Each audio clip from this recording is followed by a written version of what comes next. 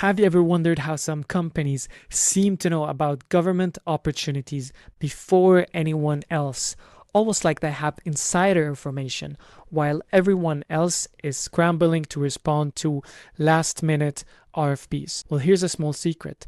They have been working on these proposals for months. In today's video, I'm going to show you the secret behind that advantage, namely government forecasts. I'll tell you what they are, and I'll tell you how to use them and how they possibly can be a game changer to how you pursue government opportunities. I am Humam and you're watching GovCon with Humam.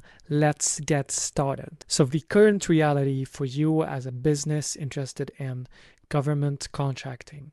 You usually have a reactive approach. The contractors chase RFPs after they hit SAM.gov. In this channel, we have talked about how the government works internally and how important it is to start looking into government contracts as soon as you can.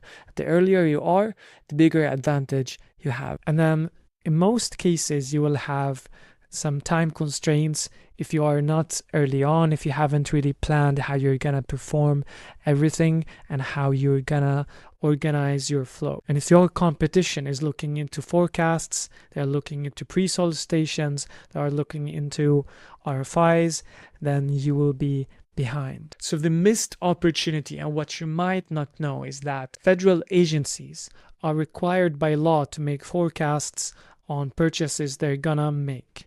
So if we go to this link here, we can see that public law, the Business Opportunity Development Reform Act of 1988 amended the Small Business Act to place new emphasis on acquisition planning. The law requires agencies to compile and make available projections of contracting opportunities.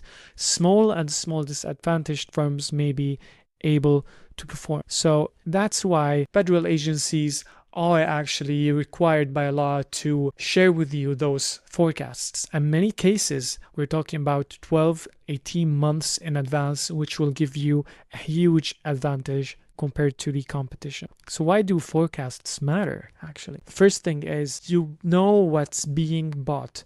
This is very important for you to plan ahead and be ahead of the curve. Second, you know when it will be coming because in many cases there will be estimates on when these opportunities or these forecasts will be converted to real solicitation, and you will get an estimate on how much they will be worth.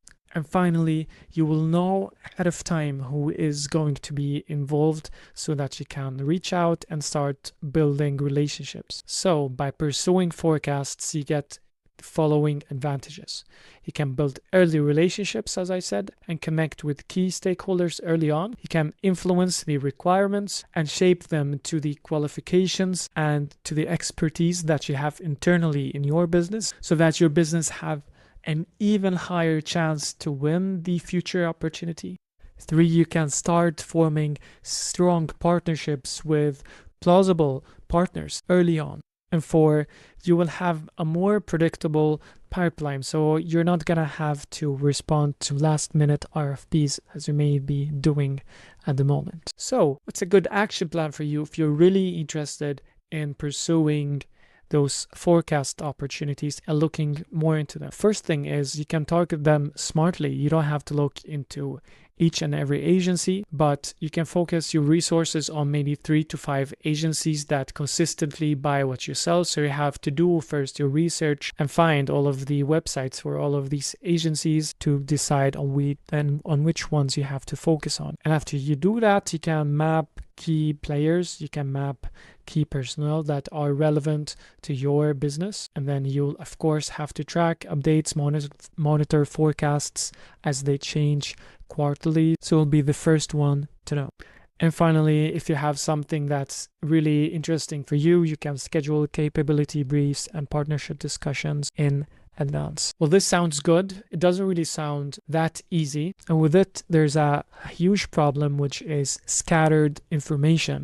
You will find all of these forecasts spread across tens of federal websites, which will make it quite hard for you to keep track of all of the incoming forecasts. Usually they will be inconsistent formats. Some of them will be published on a website. Some of them will be published on an Excel sheet that you have to download as an example. So here we have an Excel sheet that we have to download, and it is quite hard to extract information from these sheets. It's not as easy and intuitive as you may think, but here you see a lot of information. Here we have another example, another Excel sheet that we have to download. For this particular agencies, we have opportunities in this format, which isn't the most easiest way of looking into all of these details. So this is a real issue actually when it comes to forecasts, which will eventually drain you, waste your time, and slow you down essentially. So enter SamSearch. SamSearch has made a huge update, which we're calling SamSearch 2.0, where we added new sources to SLED. We added forecasts, subcontracting, and other new exciting features. So let's see how you can find those forecast opportunities on SAM.gov without having to look through different websites. So here I head to search, and then I click on forecasts, and then I can just type whatever I want. Let's say I am interested in selling pens to the government. So here I get IT, office supplies, papers, pencils, pen, etc. And what's really nice here is that you get an AI generated summary of this forecast. What's nice about this is that you get an AI generated summary of this forecast, and there are more AI generated tags when you click on this specific forecast. Here we see all of the details, nicely put. And here below we have a new feature called highlights. You see why this opportunity matched specifically. To the right we have our filters. You can filter by any agency you want, say Department of Labor or whatever department you are actively interested in. So it seems like only the Department of the Interior, only them are planning on purchasing pens. And here you have an estimated award quarter. So here you can filter by which quarter is more interesting for you. You can even filter by the contract value.